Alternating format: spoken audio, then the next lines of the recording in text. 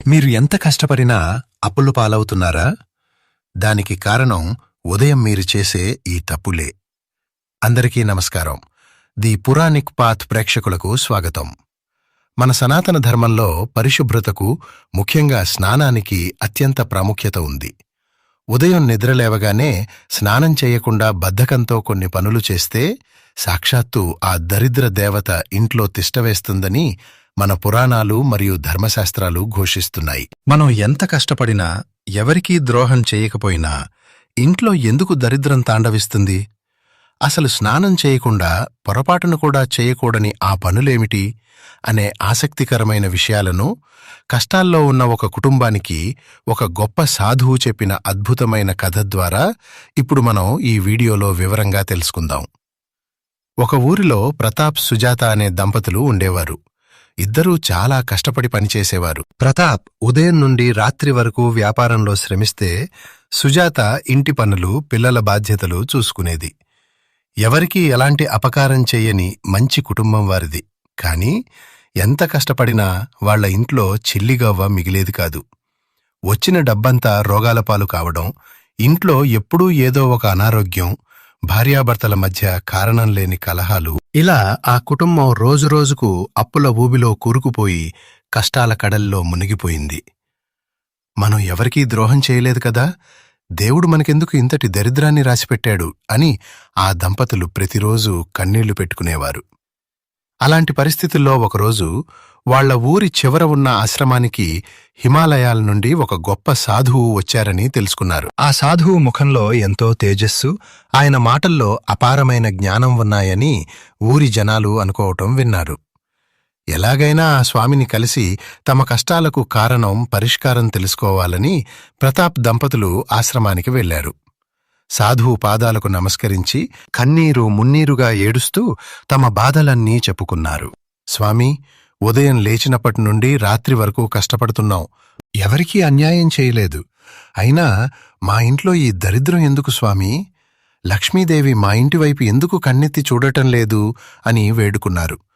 వారి బాధను విన్న ఆ సాధువు చిరునవ్వు నవ్వి, నాయనా ప్రతాప్, మీరు ఎవరికీ ద్రోహం చేయకపోవచ్చు, కాని మీకు మీరే ద్రోహం చేసుకుంటున్నారు.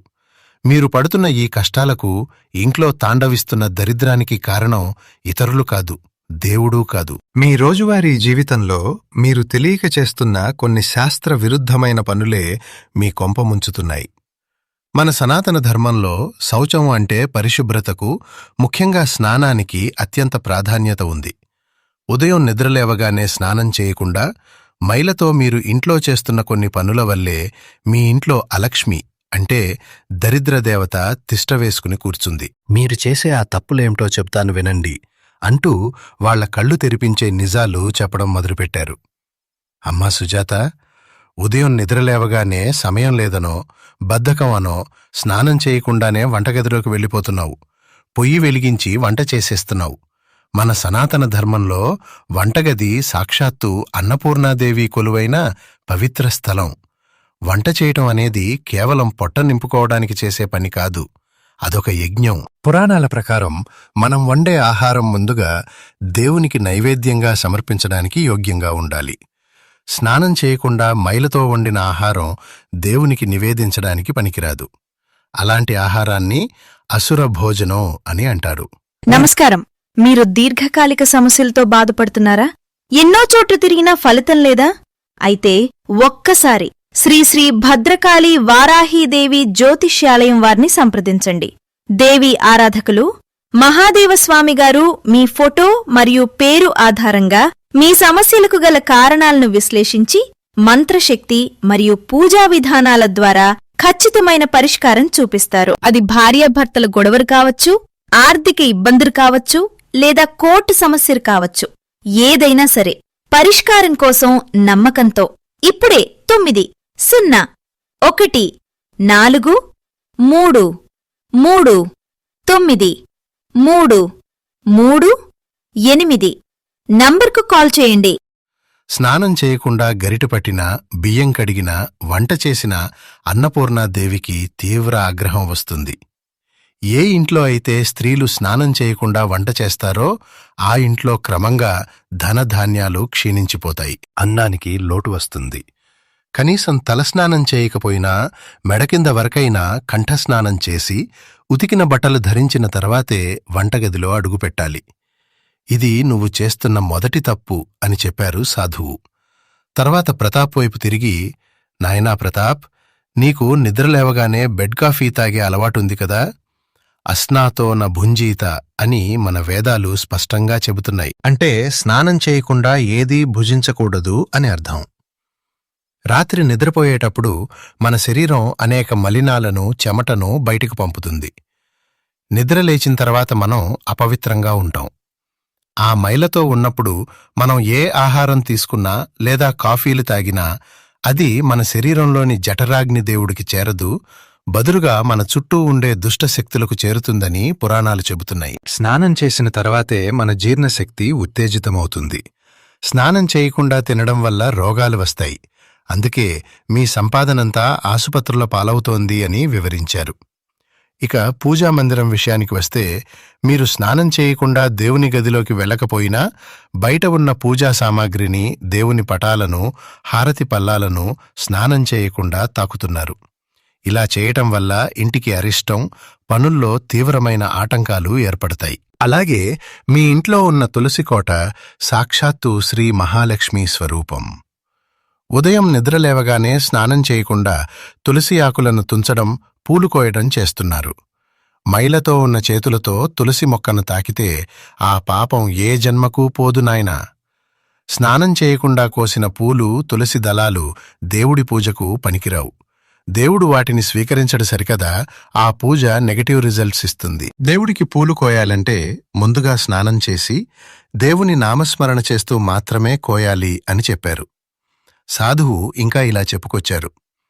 ఉదయం నిద్ర లేవగానే పక్కమీద కూర్చుని ఫోన్లో మంత్రాలు, స్తోత్రాలు వినడం లేదా నోటితో చదవడం చేస్తున్నారు. మనసులో భగవంతుడిని స్మరించుకోవడానికి ఎప్పుడూ స్నానం అవసరం లేదు. కానీ పైకి శబ్దం చేస్తూ మంత్రాలను ఉచ్చరించాలన్నా, పవిత్ర గ్రంథాలను తాకాలన్నా ఖచ్చితంగా స్నానం చేసి తీరాలి. అపవిత్రమైన శరీరంతో మంత్రాలను ఉచ్చరించడం వల్ల ఆ శబ్ద తరంగాలు వికృతంగా మారి నెగటివ్ ఎనర్జీని ఆకర్షిస్తాయి. ఏ ఇంట్లో అయితే నియమాలు లేకుండా గ్రంథాలను పఠిస్తారో ఆ ఇంట్లో తరచుగా మీలాగే కలహాలు, మనశ్శాంతి కరువవ్వడం జరుగుతాయి. అలాగే స్నానం చేయకుండా ఇంట్లో ఉన్న పెద్దవారికి, తల్లిదండ్రులకు నమస్కరించకూడదు. ఎవరికైనా దానం చేయాలన్నా కూడా స్నానం చేసి శుచిగా తయారైన తర్వాతే చేయాలి. చివరగా మీరు చేస్తున్న అతిపెద్ద తప్పు మరొకటి ఉంది. నిద్ర లేవగానే ముఖం కడుక్కోకుండానే అద్దంలో ముఖం చూసుకోవడం లేదా సెల్ఫోన్ స్క్రీన్ చూసుకోవడం. రాత్రి నిద్రపోతున్నప్పుడు మన శరీరంపై రజో మరియు తమో గుణాల ప్రభావం ఎక్కువగా ఉంటుంది. ఉదయం లేవగానే మన కళ్లలో ఒక విధమైన నెగటివ్ ఎనర్జీ ఉంటుంది. నిద్ర లేవగానే అద్దం చూసుకుంటే ఆ శక్తి తిరిగి మీ మీదకే పరావర్తనం చెందుతుంది. దీనివల్ల రోజంతా అశాంతి, కోపం, పనులు జరగకపోవడం జరుగుతాయి. ఉదయం లేవగానే మీ అరచేతులను చూసుకుని భూమాతకు నమస్కరించి ఆ తర్వాతే ఇతర పనులు మొదలుపెట్టాలి. స్నానం చేసి శుద్ధి చేసుకున్న తర్వాత మాత్రమే అద్దంలో ముఖం చూసుకోవాలి. ఆరోగ్యంగా ఉన్నప్పుడు ఇలాంటి నియమాలను నిర్లక్ష్యం చేసి బద్ధకంతో వ్యవహరిస్తే ఏ దేవుడూ మిమ్మల్ని కాపాడలేడు అని సాధువు ముగించారు. సాధువు చెప్పిన మాటలు విన్న ప్రతాప్ దంపతులకు జ్ఞానోదయమైంది. కష్టపడి పనిచేస్తే సరిపోదు, నిత్య జీవితంలో ధర్మశాస్త్రాలు చెప్పిన ఆచారాలను కూడా పాటించాలి. స్నానం అనేది కేవలం శరీరాన్ని కడుక్కోవడం కాదు, దరిద్రాన్ని వదిలించుకునే ఒక పవిత్రమైన కర్మ అని వారు తెలుసుకున్నారు. సాధువుకు కృతజ్ఞతలు తెలిపి ఇంటికి వెళ్లారు. మరుసటి రోజు నుండి బద్ధకాన్ని వదిలేసి ఉదయాన్నే నిద్రలేచి స్నానం ఆచరించిన తర్వాతే ఏ పనైనా చేయడం మొదలుపెట్టారు. వంటగదిలోకి వెళ్లాలన్నా, దేవుడి పూజ చేయాలన్నా అన్నీ శుచిగానే చేయటం అలవాటు చేసుకున్నారు. కొన్ని నెలల్లోనే వాళ్ళ జీవితం మారిపోయింది. ఇంట్లో అనారోగ్యాలు పోయాయి, చేసిన అప్పులు తీరిపోయాయి. ప్రతాప్ వ్యాపారం వృద్ధి చెంది వాళ్ళింట్లో లక్ష్మీదేవి స్థిర నివాసం ఏర్పరచుకుంది. చూశారు కదా, స్నానం చేయకుండా పనులు చేయటం వల్ల ఎంతటి అనర్థాలు జరుగుతాయో. మన ధర్మశాస్త్రాలు చెప్పిన ప్రతి నియమం వెనుక ఒక పరమార్థం ఉంది. విపరీతమైన జ్వరం లేదా అనారోగ్యంతో ఉన్నప్పుడు బాలింతలకు, వృద్ధులకు ధర్మశాస్త్రాలు కొన్ని మినహాయింపులు ఇచ్చాయి. అలాంటి సమయాల్లో తడిబట్టతో తుడుచుకున్న దోషమంటదు.